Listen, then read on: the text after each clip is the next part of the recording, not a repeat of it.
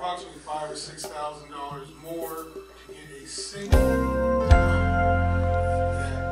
and filter system that will do the job of 5. And this will be a commercial pump, a pump that will is designed to run under those kind of conditions and under that kind of a load. And so I feel that over time, because of it'll be a more reliable pump, it'll run more efficiently, I feel that we will see a reduction in our energy costs, running 1 pump versus 5. And and plus the repairs on that pump, I mean, we should see, with just regular preventative maintenance on it, we should see a long life on that pump. The fact is that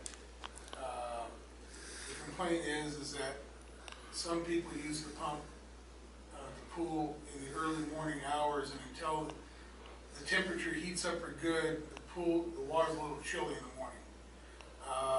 So we felt that these people could always alter their hours, because once the weather heats up, the solar heater that we have in place heats the pool adequately to where it stays warm, even in the morning hours. And in fact, sometimes it gets so warm they have to shut it off. So it was the recommendation of the engineering committee to not make repairs to the heater at this time, and maybe budget for it for next year. If we don't get the filter and all that done, there's no pool, period. Right. The heater, I understand that part's coming up, but I also understand that perhaps we can go over here and get some of that all set, then we can start looking at budgeting for that heater to come online, because if you save money on one hand, you may be able to do it. I agree. I will addend my motion with that language. So, explain to me what the motion would say. It would say the same as it reads now, to request to have the Rosamond Foundation consider a donation for the heater and or the same amount. Yeah, they all set a part of the price of getting the pool filter switched. Okay. I guess I understand. I think that it's important to have, when you're asking for The dollar information, amount. you need a dollar Okay, amount. that's So whether you want to say, can we get 9,000, or are you saying, can we get 9,000 for a pool heater, or 15,000 12,000 for? Let me restate my motion. I would like to make a motion that we make a formal request to the Rosamond Foundation for a sum of $9,000 to be applied towards either the new pool heater or the new pool pump and filter. Okay. All right. That's his motion, and that's his second. All right. Any more discussion? All right. All in favor, say aye. Aye. Opposed? Motion carried. I want to personally welcome you into the Rotary world and into this fine family of Rosamond Rotary. So, congratulations on your. I think all of you know me. I'm Richard Skagg, president of Lone Star Environmental Products, and our producer for the Lone Star Production Company. And I'm so excited that you nominated me to be a member. I know most of you, and I've enjoyed working with you the short time that I met you. Sometimes I'm very busy because I have my operation in the harbor, so I have to drive back and forth. And today, with the traffic, I almost did not make it. But thank you so much, and I'm looking forward to working with you. We're going to talk a little bit about what is a National Immunization Day, and NIDS is what we call it. You all know that we took on the battle to eradicate polio in 1985. But what is an NID? And I'll use that abbreviation NID. Esha Chabra joined, this is my 4th time I've been to India. 2 years ago, Esha joined us, and she kind of summarized it by saying, well, why would somebody go to India? What's the deal with that? And basically, we travel for a lot of reasons, but this type of trip goes beyond anything you have ever done when you travel to look and sightsee. So with that, you remember a time not too long ago, and I'm sure our group does know this. On the left, we're talking about the March of Dimes, the leg braces. You know, young people now today, you look at that picture on the right, they have no clue what that is. Well, those are iron lungs. And right away you can tell that's America, because America had the ability to have iron lungs. The polio different parts of the body. In this particular case, if it paralyzes the lungs, you can't breathe without the aid of an iron lung. Unfortunately, in India, they can't afford iron lungs, so if the virus strikes the lungs, they're dead. So you have no one in an iron lung in India. In fact, iron lungs, we just lost the longest surviving victim of polio in an iron lung, which was in Mississippi. This woman had been in an iron lung for 62 years. Wow. And you know when she died? They had a power outage or electrical storm. The power went out, and she passed away. But you know what? It's probably more of a mercy. That's an unbelievable way to look at life. Through lying on your back, looking in the mirror. I have a friend who had polio in the Pomona Rotary Club, and she said the first thing you see is people's shoes. That's how you judge people by what they're wearing, their shoes.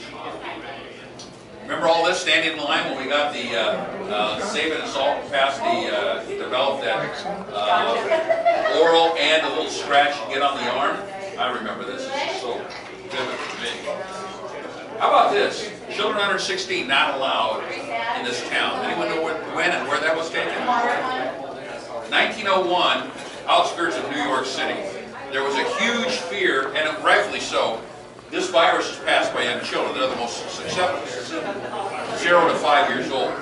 And it was feared, it was very contagious. And if a child had it, they would shut down the borders. No kids coming in. Or they would shut down the plunges of the pools.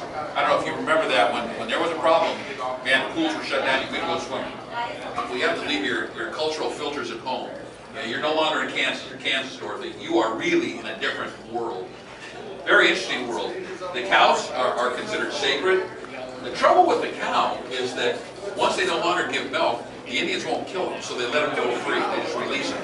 So they're wandering all over the street, adding to an already horrendous traffic jam. And you had these cows, pigs, chickens, camels, elephants, and the cars, and the motorcycles, and the little tuk-tuks, the little bull pit rickshaws. Thank you, human rickshaws. Okay, where did we go? After we did our build, we now went to Bisru. Bisru is a village about 90 miles southeast of Delhi. So we're in the northern part of the country. And we're on the west side of the state of Haryana in the district of Gurugram. And we joined the Purple Pinky Club. Every child that gets immunized, we put a little felt tip pin on their pinky so that we know that they have been immunized. And we did it to ourselves too, so that we show the people that, hey, we're in this together. There's our Purple Pinky. Gene, your enthusiasm just kind of overflows with that India project. Well, it comes from the heart. I've done this a number of years, like I mentioned, and I believe in it with a passion. I think it's needed, and more importantly, we can do it. Yeah. And you said the Indian Rotary clubs were vibrant, and the people were very vibrant, very want to do the right thing, want to get involved. They love to see when what they call us are foreigners, when they see foreigners come, and they realize that we're in this together. They're not fighting this battle alone. That we're there to help and support them, and that gives a big status boost to them, and that's what they need. They've been fighting this battle a lot of years, a lot longer than we have, and so it's really important that we show them we're in together. And what's going to be your emphasis, do you think, during your year as governor? Well, my wife came up with an interesting project, and we're going to be looking at working with young children with hearing problems. Oh, okay. That's hearing impaired. So we're looking at maybe possibly going in with the, I would say, hearing aids to hearing operations. Okay, maybe sign language, things like that? Well, that might be part of it, because there is a school for deaf children. We're looking at that.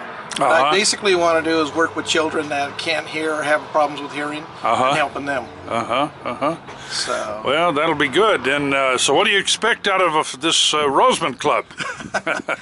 You know, I just see so much excitement, just what I see here, and then the Lancaster Club. And, just looking forward to coming out here, seeing new faces, and bringing in our district, because our district is just thriving.